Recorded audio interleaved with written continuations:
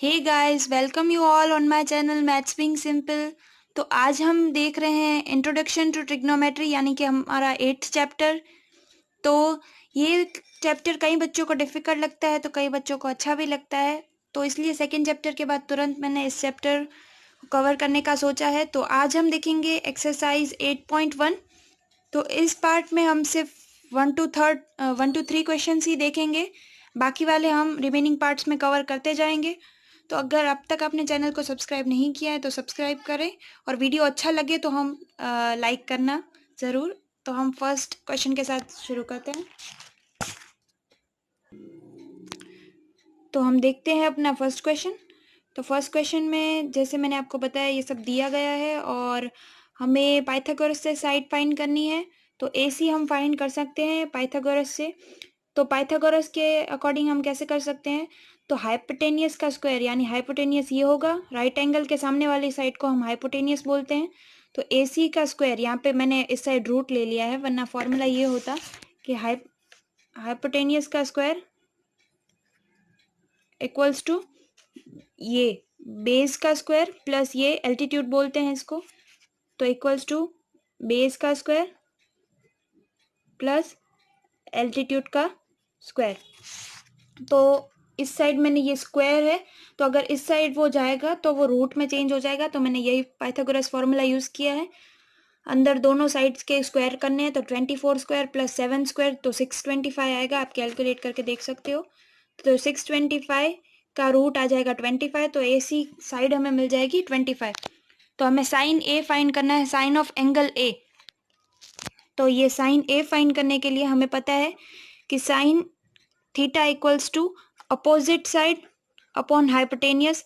तो A की opposite side हो गई BC और हाइपोटेनियस होगी AC। तो BC की वैल्यू हमें पता है 7, AC अभी हमने फाइंड किया है 25, तो साइन A की वैल्यू आ गई 7/25। वैसे ही हमें कॉस A फाइंड करना है, पर कॉस A में क्या होता है? Adjacent side upon hypotenuse. तो एडजेसेंट क्या है? AB। तो AB अपॉन AC, AB की वैल्यू हमें 24 दी गई है, तो 24 अपॉन AC 25। तो कॉस A की वैल्यू आ गई 24/25। यहीं पे हमें सेकेंड वाला दिया गया है जिसमें हमें साइन C और कॉस C फाइंड करने हैं इसी ट्राइंगल में। तो अगर हम इसमें साइन C फाइंड करेंगे तो हमें इसकी अपोजिट साइड AB मिलेगी और हाइपोटेनियस तो AC ही रहनी है। तो sine C equals to AB upon AC। तो AB की वैल्यू हमें 24 दी गई है, AC हमने खुद फाइंड किया है 25। तो साइन C की वैल्यू आ जाएगी 24/25। ऐसे हमें कॉस C फाइंड करना है। कॉस C यानी इस एंगल के एडजेसेंट साइड BC हो जाएगी, तो BC अपॉन AC आएगा।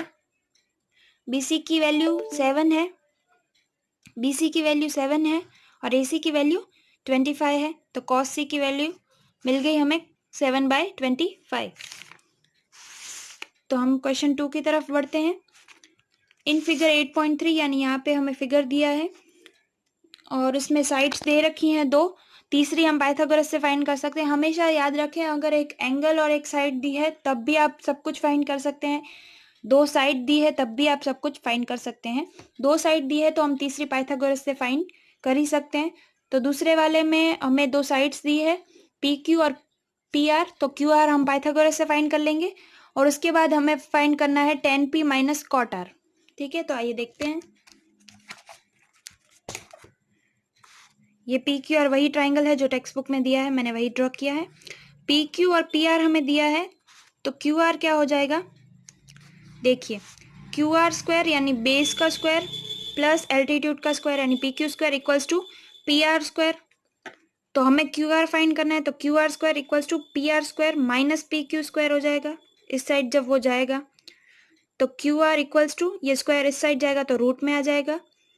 तो रूट में अंदर PR square minus PQ square, तो दोनों की वैल्यूज रख दी हैं हमने, 169 माइनस 144। तो इसकी वैल्यू 25 आती है रूट में, इसकी वैल्यू हमें यहाँ पे √25 मिलती है QR की। और हमें पता है 25 का रूट 5 होता है, तो QR की वैल्यू 5 आ गई है। मतलब हमारे पास अब तीनों साइड्स आ चुकी हैं। तो हमें यहाँ पे tan P फाइंड करने को बोला है, tan P।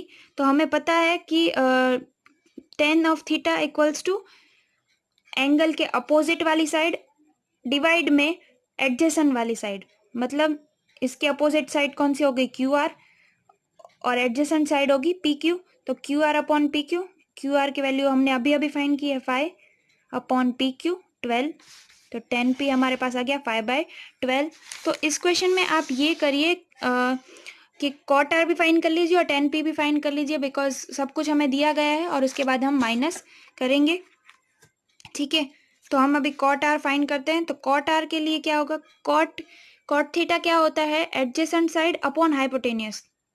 तो कॉट आर फाइंड करना है ये वाला, तो इसके एडजेसेंट वाली साइड कौन सी हो जाएगी, क्यू आर, अपोजिट वाली कौन सी हो जाएगी, पी क्यू। तो कॉट आर की वैल्यू क्या आ जाएगी, Q R upon P Q, Q R upon P Q. Q R की वैल्यू हमने अभी अभी फाइंड की है 5, पी क्यू की वैल्यू दी गई थी 12, तो ये भी 5/12 आ गया, ये भी 5/12 आ गया। और हमें कहा यही गया, यही अमेजिंग थिंग है इस क्वेश्चन में। तो हमें कहा गया है 10 P minus cot R find करने के लिए, तो दोनों की वैल्यू 5/12 है। तो जब हम 5/12 माइनस 5/12 करेंगे तो हमें 0 आंसर मिलेगा। तो ये सेकेंड क्वेश्चन हमने ऐसे सॉल्व कर लिया। याद रखिए जब भी दो साइड्स दी गई हैं तो थर्ड आप पाइथागोरस से फाइंड करके हर एक क्वेश्चन सॉल्व कर सकते हो। Let's move to third question.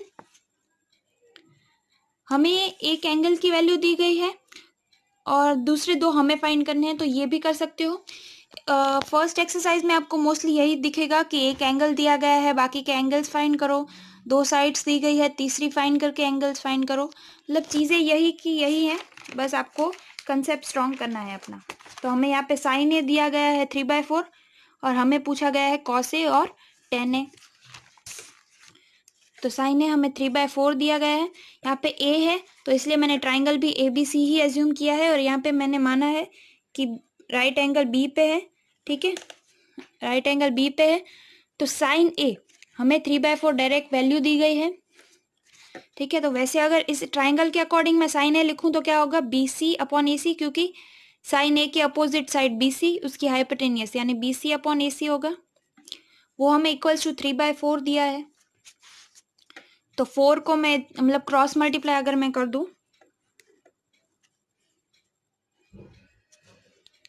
तो 4 बी सी इक्वल्स टू 3 ए सी मिल जाएगा, और 3 अगर इस साइड चला गया तो ए सी की वैल्यू क्या आ जाएगी, 4/3 बी सी, 4/3 बी सी आ जाएगी। तो कॉस ए और टेन ए ये सब फाइंड करने के लिए हमें साइड पता होना ज़रूरी है, ये तो सिर्फ हमें रेशियो मिले हैं इन दो साइड्स के।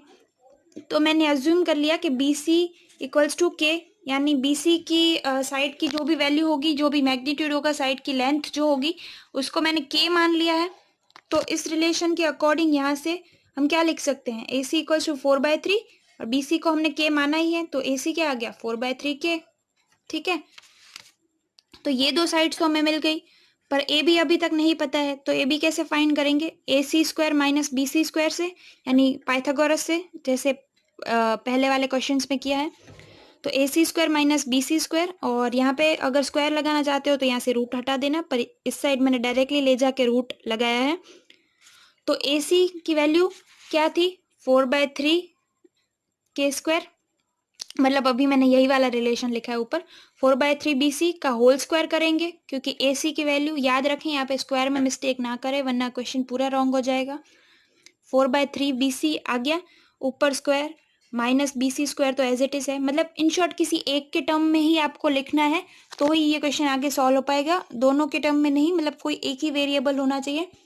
और यहाँ पे मैंने आपको बताया कि बी सी को मैंने के एज्यूम किया है, तो हमारे पास ए बी क्या आ जाएगा, मैं यहाँ पे आपको लिख के बताती हूँ, A B equals to under root में ये 4/3 का भी तो स्क्वायर होगा, बी सी का तो स्क्वायर होगा ही, बट 4/3 यानी बी सी को मैंने के मान लिया है, तो हमारे पास इन शॉर्ट यहाँ पे चीज़ क्या आ जाएगी, 4/3 के होल स्क्वायर माइनस ऑफ के स्क्वायर। तो आप देख सकते हो यहाँ पे भी के स्क्वायर है, यहाँ पे भी के स्क्वायर है, तो मैं इसे बाहर निकाल सकती हूँ, बाहर निकालूंगी, पर यहाँ के स्क्वायर बाहर निकलेगा, पर यहाँ पे रूट है तो उसका अंडर रूट बाहर निकलेगा, तो के स्क्वायर का रूट क्या होगा, के ही होगा। जैसे हम बोलते हैं 5 स्क्वायर का रूट क्या होगा, 5 होगा, तो वैसे के स्क्वायर का रूट अगर बाहर निकालते हैं रूट में से के स्क्वायर को, तो के बचेगा, तो अंदर क्या बचेगा, अंदर 4/3 का भी तो स्क्वायर हुआ होगा, तो क्या आएगा, 4 का स्क्वायर आता है 16 अपॉन 3 का होगा 9, माइनस में 1 क्योंकि यहाँ पे इसका कोफिशिएंट 1 है। तो इसको जब आप देखोगे तो 16/9 माइनस 1, तो ये आ जाएगा 7/9। ठीक है, अंदर ये के जैसे यहाँ पे मैंने बोला आपको बाहर निकाला, तो के के बाद अंदर मेरे पास चीज बच जाएगी 7/9। तो हमें पता है कि जब भी डिवाइड में हो तो हम ऊपर नीचे ऐसे रख सकते हैं, डिवाइड ऊपर नीचे रूट को रख सकते हैं। तो यहाँ पे मैं ऐसे लिख सकती हूँ के √7 अपॉन √9, मतलब रूट को ऊपर नीचे ऐसे अलग कर सकती हूँ, सेपरेट कर सकती हूँ। तो √9 की तो हमें वैल्यू पता है कि 3 होती है, तो मैंने ए बी को लिख दिया √7 अपॉन 3 के। समझ आ गया आपको? तो हमें पता है, देखिए हम वापस दिखाती हूँ आपको, BC को K माना है, AC यहीं से रिलेशन जो हमें दिया था उसी में से हमें मिला 4/3 K, और AB को हमने पाइथागोरस से फाइंड किया है। अगर आपको नहीं समझ आ रहा है तो आप एक बार फिर से रिवाइंड करके देख सकते हैं। और अभी ये K वाली K में हमने सभी साइड्स को फाइंड कर लिया है। अभी हमें फाइंड करना है cos A। cos A क्या होता है, एडजेसेंट साइड अपॉन हाइपोटेनियस। तो AB अपॉन AC होगा cos A, यहाँ पे मैंने लिखा है AB अपॉन AC। AB हमने अभी अभी फाइंड किया है, AC हमारे पास पहले से ही है, तो √7 अपॉन 3 के AB, और AC क्या है 4/3 के। तो आप देख रहे हो 3 कैंसिल हो जाएगा, ये मैं आपको वापस लिख के समझाती हूँ, कहीं कंफ्यूजन हो जाएगा। ठीक है, √7/3 के और 4/3 के, मतलब के से के तो कैंसिल हो गई। ठीक है, ये वाला 3 ऊपर जाएगा, ये वाला 3 नीचे आएगा, तो हमने अल्टीमेटली ये कट ही होने वाला है। ठीक है, तो हमारे पास बचेगा क्या, √7/4। तो कॉस से हमें मिल गया √7/4। ठीक है, तो हमें के फाइंड करने की एक्चुअली ज़रूरत नहीं होती है, बट वो रेशियो दिया होता है इसलिए हमें के से मल्टीप्लाई करना पड़ता है। ठीक है, और अब हम फाइंड करेंगे tan A। तो tan A क्या होता है, वो होता है, tan A होता है अपोजिट अपॉन एडजेसेंट, तो BC अपॉन AB होगा tan A, वही हमने लिखा है BC अपॉन AB। ठीक है, तो BC को तो हमने के एज्यूम किया ही था यहाँ पे, आप देख सकते हो। आप एक काम कीजिएगा, जब भी आप ये सॉल्व कर रहे हो तो अब जो इम्पोर्टेंट चीज़ें आप फाइंड करते जा रहे हो, जैसे साइड्स आपने हर एक के टर्म में फाइंड की है, तो उन पे बॉक्सेस लगा देना ऐसे, तो आपको जब भी आगे सॉल्व करते जा रहे हो तो ढूंढने में आसानी होगी। BC अपॉन AB है, BC को हमने के माना था, AB हमें यहाँ पे √7/3 के मिल ही चुका है, तो के से के कैंसिल हो जाएगा, 3 तो ऊपर जाएगा, तो 3/√7 tan A हमें मिल गया, और cos से भी हमें मिल चुका है, तो ये दोनों मिल चुके हैं। तो ये हमने कंप्लीट किया अभी 1 to 3 क्वेश्चंस। आगे के भी वीडियो जल्दी आएंगे। टिल देन स्टे ट्यून्ड, और अभी तक चैनल को सब्सक्राइब नहीं किया तो सब्सक्राइब कर दें और वीडियो को लाइक कर दें एंड शेयर कर दें। Thank you, bye bye.